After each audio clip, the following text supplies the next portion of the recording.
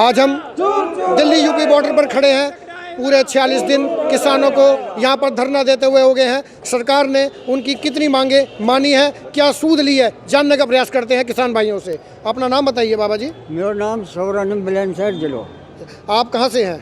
बुलंदशहर बुलंदशहर से। जहाँ को मांगे राम त्यागी। ओके, आप ये बताइए, आप किस चीज़ से रिटायरमेंट हुए हैं? पता लगा आप सरकारी विभाग से हैं।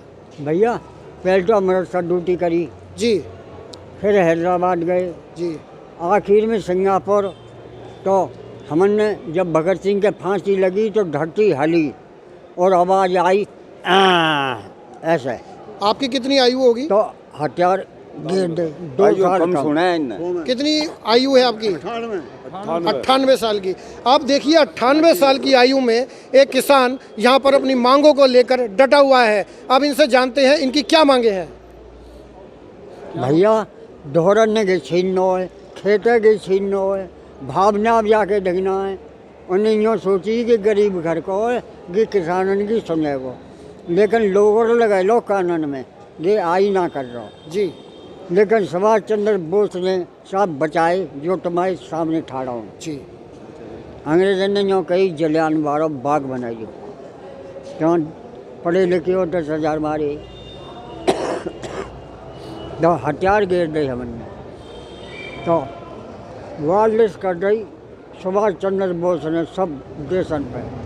उन देशन ने जवाब दिया कि 8 फेर में हवाई जहाज के बम बरसाएंगे जो एक कैदी घटुआ जब मुरझाए।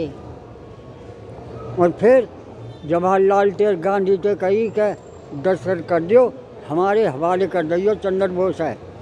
तो इन्होंने दस्तखत कर दिए। तो जैसे भगत सिंह मांगो मारो ना ऐसा मारते टस है गए, फिर वो रूपोश है गए। अच्छा, आप बताइए बाबूजी, आप क्या कहना चाहते हैं? यह जो हमारी पश्चिम प्रदेश है गन्ने की बेल्ट है जी, इसमें गन्ने वाले बहुत परेशान हैं। 4 महीने का बकाया 100,000 करोड़ किसानों का है। इस पर गन्ने मिल गए तो किसानों की क्या हालत है। अच्छा, मोदी सरकार का मैं आपसे पूछना चाहता हूँ, मोदी सरकार का ये कहना है कि 30 करोड़ रुपया हमने सम्मान निधि में दिया हुआ है। उस विषय में आप क्या कहना चाहेंगे कि वो किसानों को मिला है? हमारा 1,000 करोड़ है जी। वो जो 30 दिए उनने जी। हमारा 1,000 करोड़ पर के का है, उसका ब्याज ही दे दो। क्यों दो ऐसा है? तो कहने का मतलब है जो ये किसान ये मत दो 500 रुपये, हमें 500 रुपये नहीं चाहिए थे जी। हमारा वो ब्याज दुआ दो, हमारा पेमेंट दुआ दो। अब 2 महीने मिल चलते हो लिए जी, अब लोग ना कोई पेमेंट हो गया, रेट भी नहीं खुला। कितने टाइम से आप यहाँ पे डटे हुए हैं? हमने तो 40 दिन हो गए जी। 40 दिन से। आपको कोई भी सरकार से कोई आश्वासन नहीं मिला? मेरी भी 76 साल की उम्र है। अच्छा, एक बात सुनने को आई थी कि 4 मांगों में से 2 मांगे सरकार ने मानी थी। अरे कुछ ना माननी उन्नी, ये के है मांगे। अच्छा, ऐसा कोई प्रलोभन नहीं मिला? हाँ, कोई नहीं मिला। लिखतम में देनी है भाई, मांग तो वे हो जो लिखतम में दे। आप क्या कहना चाहते हैं ये बताइए। जब जमीन रहने की मांग भर का फाद मांग का पत्ती मांग करी, उसके करी इसकी बिजली की। जब जमीन है पत्ती बिजली का फूकेगा, जब जमीन छिन जाएगी। तो आपकी कोई मांगे अभी सरकार ने अभी कोई नहीं मानी? नहीं मांग, कोई मांग नहीं अभी। हम मांग बना जाएंगे, चाहे हो जाए 100 साल 1000 साल, चाहे मरना पड़े ही जाने के वापिस हम सामने आ जाए मोदी मारे खा जाए पाड़े सारे को। अब आप देख सकते हैं कि यहाँ पे सरकार बहुत ज़्यादा परेशान है और इतना परेशान है कि वो अपनी व्यथा किस प्रकार कह रहा है आप लोगों के सामने है। अब देखने वाली बात यह है कि सरकार क्या इनकी बातों को कितनी जल्दी मानती है। आइए बात करते हैं, एक भाई और बैठे हमारे। बताइए सर, अपना नाम बताइए। मैं राजकुमार करनावल और भारतीय किसान यूनियन का महासचिव भी हूँ जी। और मैं एक छात्र भी हूँ। इन्होंने सरकारें आती है चली जाती है जी। सत्ता हथियाने के लिए कुछ न नया चुनाव एजेंडा करती है जी। जब तब ये सरकार नहीं आई तो इन्होंने कहा था हम किसानों की आय 2 गुनी करेंगे। अब आपको उदाहरण दे देता हूँ उत्तर प्रदेश का। उत्तर प्रदेश में पहले समाजवादी की सरकार थी। ये लोग जो अब वहाँ पे बैठे हुए हैं, इन्होंने कहा था कि हम उत्तर प्रदेश में गन्ने का भाव 500 रुपये कुंटल करेंगे यदि हमारी सरकार आई तो। आज तक 3 साल हो गए, 4 साल लागू हो गए, आज तक इन्होंने कोई भी एक तो गन्ने का एक भी पैसा नहीं बढ़ाया। दूसरी इन्होंने क्या करा, हर बार एक स्टेटमेंट आता था इनका कि हम 14 दिन में गन्ने का भुगतान करेंगे। आज पिछले साल का 17 महीने हो गए, गन्ने का भुगतान अभी तक नहीं करा। तो ये तो झूठ बोलते हैं। अब आइए मोदी जी की तरफ, सेंट्रल गवर्नमेंट की।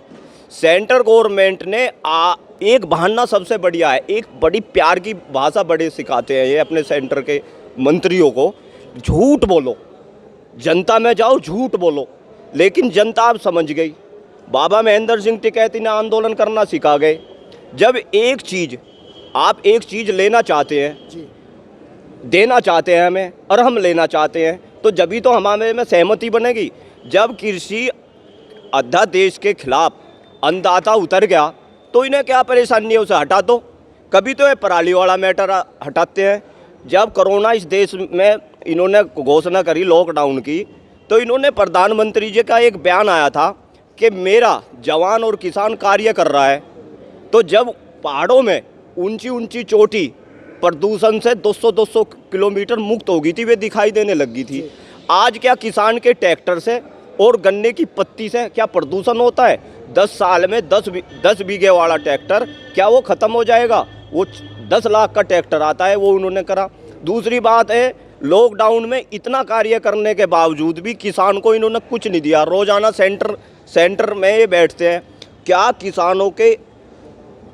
किसानों को बर्बाद करने का क्या वो बजट लागू कोरोना काल में करना था क्या इन्होंने फ़ौरन करा। ये 26 जो उद्योगपति है, 26 में से दो के इशारे पे ये सत्ता चल रही है। क्योंकि देखिए बिल हो रहा है अब पास, ज़मीन खरीदी जा रही है 1 साल पहले।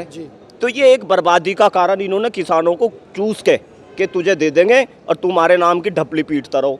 अब इसी बॉर्डर पे 2018 में अक्टूबर को किसान पिटा था। उन्होंने 10 दिन बाद किसान सम्मान निधि की घोषणा करी थी।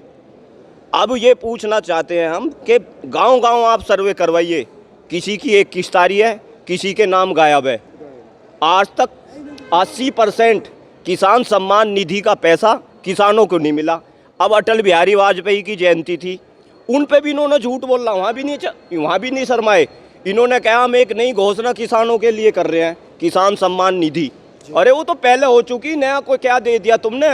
भाई नया इन्होंने किसानों को दिया है तो बताइए। पार्लियामेंट के मेंबर की तनख्वाह 3 लाख, एक किसान के वाजिब दाम आज तक इन्होंने दिया हो। उत्तर पर छात्रों का सुन लो, छात्रों का छात्रों का ये होता था पहले कि छात्रवृत्ति आएगी चलो फीस हो जाएगी। अब इन्होंने कह दिया कि वो मजदूर किसान का बालक है, पहले छात्रवृत्ति जमा करेगा जब वो एडमिशन पाएगा। तो ये देश का हित है क्या है? ये तो देश को बर्बाद करने पे युवा पे लगे हुए। दूसरी तरफ एक और कर दिया, अर्धसैनिक बल, उनकी तनख्वाह उनकी पेंशन ख़त्म कर दी। एक पार्लियामेंट मेंबर 10 एडमिशन करा सकता है, एक फौज का जवान अपनी फैमिली के एक भी बच्चे का एडमिशन नहीं करा सकता। तो ये तो उद्योगपतियों की सरकार है। और एक और बता दे, ये आंदोलन जन जन तक पहुंच गया। 26 तारीख में किसान इस सड़कों पे दिखेगा। और जब देश आज़ाद हुआ था तो पहली परेड उस टाइम किसानों ने बैलगाड़ी से, हलों से और ट्रैक्टरों से, ट्रैक्टर कम होते थे।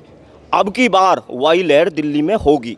आइए और किसान भाइयों से बात करते हैं। आप बताइए आपके मन में सरकार के प्रति क्या है? भैया हम अलीगढ़ से आए। आप अलीगढ़ से, आपका नाम क्या है? मेरा नाम है रमेश चंद। रमेश चंद जी, बताइए वापस लो, आप क्या कहना चाहते हैं सरकार के प्रति? हम ये कहना चाह रहे हैं, अभी हमारा आंदोलन बड़ी शांति में हो रहा है जी। और ये सरकार ये देख रही है, ये तो किसान है, भाग जाएंगे भूखे प्यासे, ओले पड़ रहे हैं, बारिश हो रही है, कोहरा पड़ रहा है, लेकिन हम ये बता देना चाहते हैं ये भागेंगे नहीं। अभी बड़ी शांति से हो रहा है आंदोलन। ये हमको पता है कि शांति से ये हमारी मांग नहीं मानेंगे, ये हमको पता है खूब।